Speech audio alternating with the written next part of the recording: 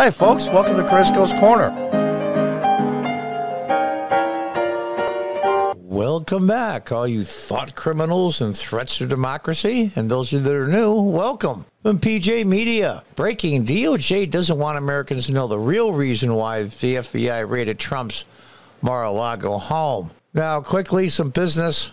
I've been getting some notices, some subscribers. They've been getting unsubscribed. If you could check your subscriber status regularly, I would appreciate it. And those of you that haven't subscribed, please do. When I was in high school, I got out of high school in '74. It was the height of the Watergate break-in fiasco that forced Nixon in the end to resign. And those of you that are old enough to remember, you look it up in history books. Those of you that are younger, why didn't it just stop at the break-in at the Watergate Hotel? The 4 burglars, they all could have pled guilty. Some would have got jail time, maybe probation, who the hell knows, and that would have been the end of it. That's not what the problem was. The problem was for the Republicans at the time was they had to cover up. The break-in was only a small, tiny part of a huge operation that went after and screwed over Democrats at a nationwide basis, canceling party rallies, all kinds of nasty stuff. They used to call it rat effing back then. It was the cover-up of the organization as a whole that got them caught.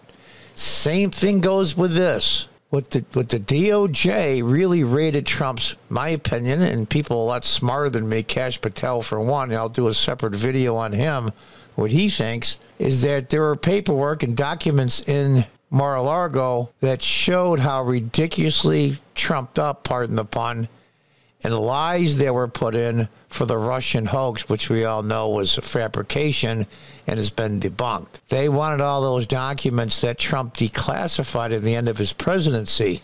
They wanted them back. They wanted them back desperately. It's the cover-up.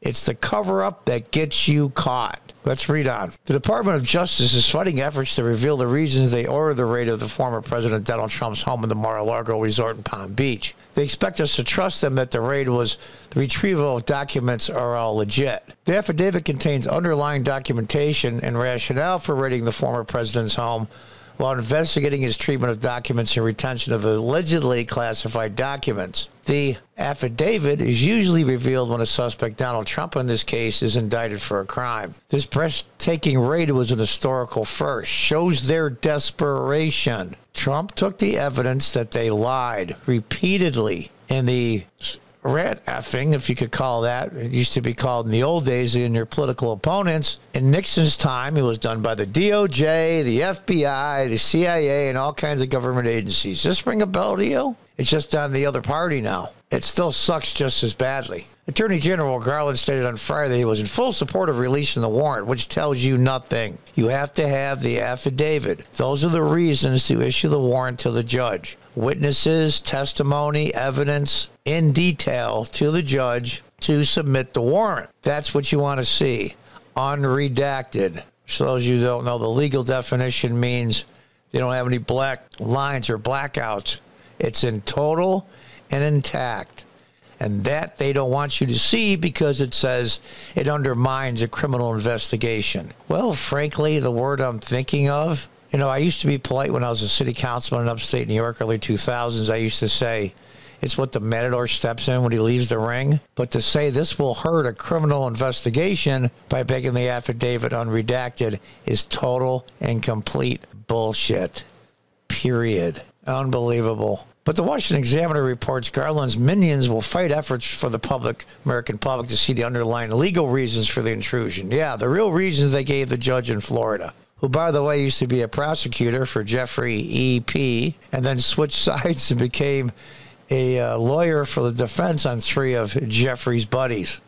That's really bizarre in itself, but that's a whole different issue. The government has clearly considered whether the affidavit can be released subject to redactions, the deal said Monday. The redactions necessary to mitigate harms to the integrity of the investigation would be so extensive as to render the remaining unsealed text devoid of meaning content.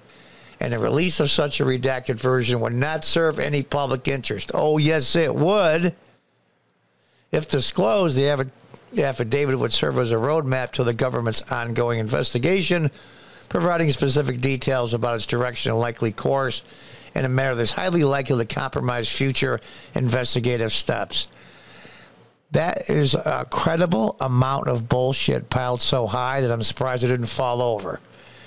I mean, this whole thing right here is trying to say we can't show you because if we do, you're going to catch us that we're bad actors. That we're going after people for politics and politics only and not criminal law.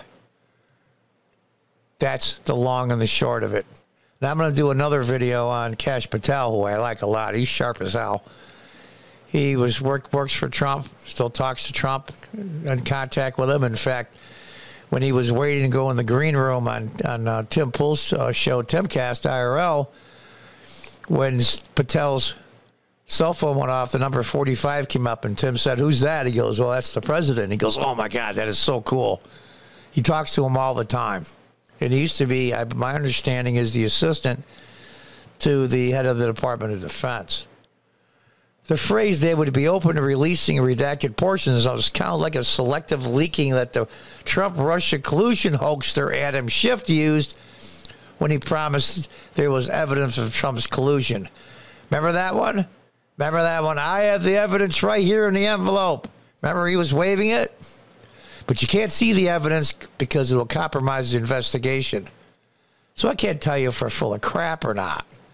Indeed, the lead investigator for the White House Intelligence Committee's Russiagate probe, Kash Patel, believes the raid is just a continuation of the Russiagate hoax. They have to double down.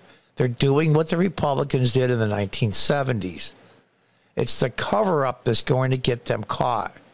They use unlawful and illegal means and lied on affidavits for warrants to spy on the Trump campaign because of the Russia hoax.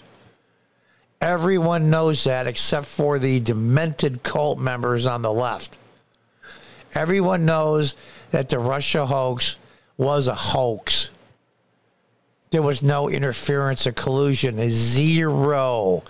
Even Adam Schiff had to finally admit, we had no way of knowing at the time that this wasn't true. All signs pointed to the fact, blah, blah, blah, blah. Even Adam Schiff said it was BS. Of course, he didn't call it that.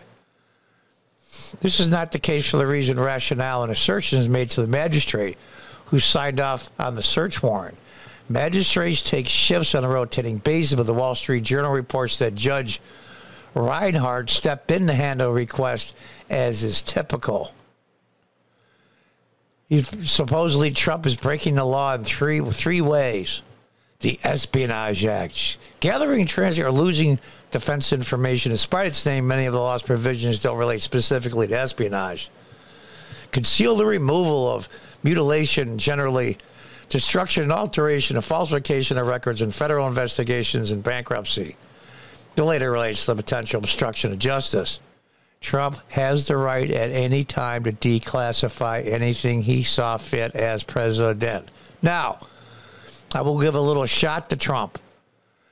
If he had documents in there that showed just how effed up the DOJ, the FBI, when they gave information to judges for warrants on the wiretapping, I still call it that from the old days, digital surveillance of the Trump campaign and after because of supposed Russian collusion,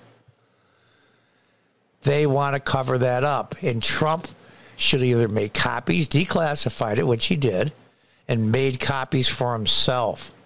If they got the copies of all those documents just showed how screwed up and how much they lied, and Trump let them slip out of his hands, I will criticize him for that. And I'll breeze through the rest of this, because the video is getting a little long, about the grand jury and spy warrants on Trump World. And the long and the short of it is this. It's the cover-up that gets you caught and not the crime itself. And this is what the DOJ, i.e. the FBI, is doing now. Now, in the Watergate days, the CIA was even involved, believe it or not. So God knows how far up this goes and how many people it goes to. It's the cover-up. It's the cover-up that gets you caught. And they're trying to cover their asses the best they can while making Trump look like the bad guy. It's well played by them, but it's an incredible, incredible risk. Until the next time, goodbye and good luck.